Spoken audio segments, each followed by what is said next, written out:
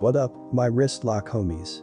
The wrist locker here. Today, let's talk about the most common wrist locks that every BJJ blue belt should know about as soon as they are promoted from white belt. The reason why you need to learn these wrist locks as soon as possible is because, in most wrist lock friendly gyms, after your promotion, you will be immediately attacked by wrist locks from higher belts as an initiation ceremony for getting your blue belt. Just think of it as the first year of high school all over again.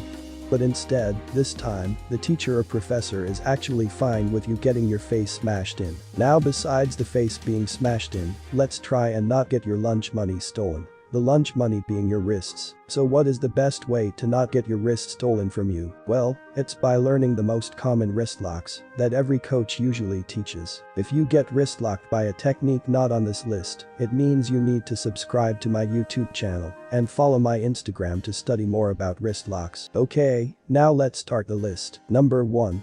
Jacare cow hand wrist lock.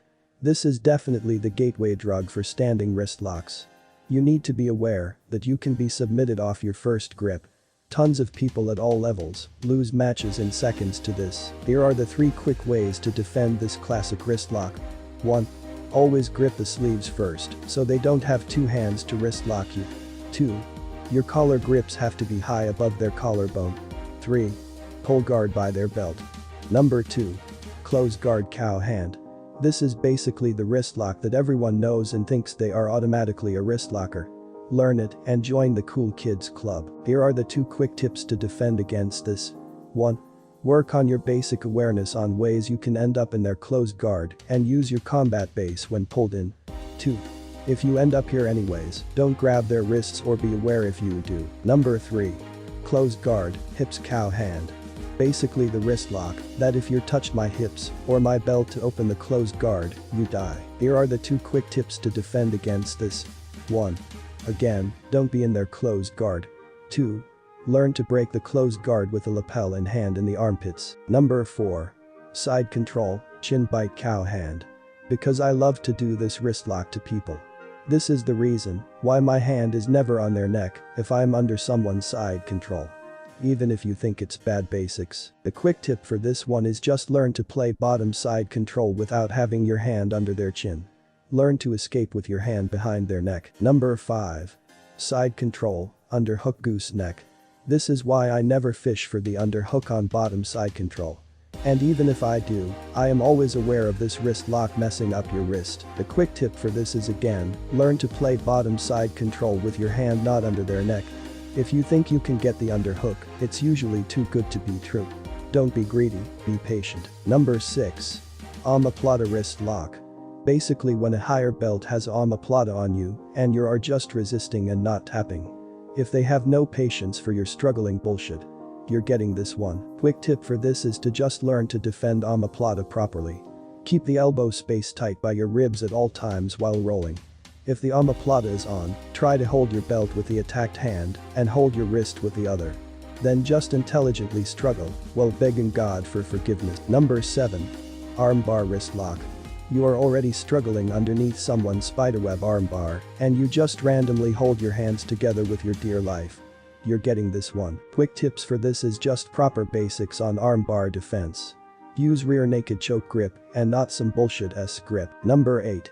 Triangle wrist lock. I don't care how strong you think your triangle defense is. No high belt wants to mess around with pulling your head down. The hand is there and they are going to wrist lock you for the finish. Quick tips for this is again just proper basics on defending triangles.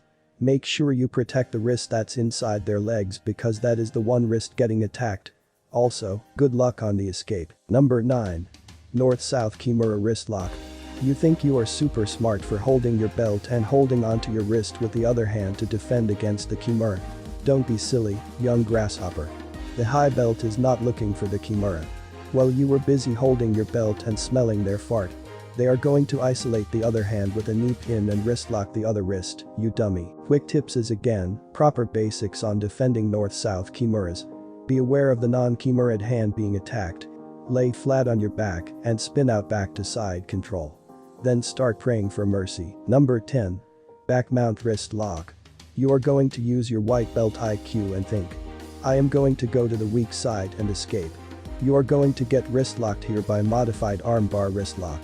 Please think twice. Last quick tip. Work on your hand awareness. If they have this throttle grip on your hand, don't go to the weak side thinking it's safe to escape. Escape only when their grips on your wrists are cleared. So did you know all these wrist locks once you got your blue belt? If not, you better study up because every gym has a wrist locker. I would know because most likely they are watching my content. That's it for this video. If you like these videos on what wrist locks blue belts need, as soon as they are promoted, make sure you subscribe. Like this video. And turn on the notification bell. Also leave a comment below on what techniques or topics you would like to see next. Till next time. Go wrist lock some white belts.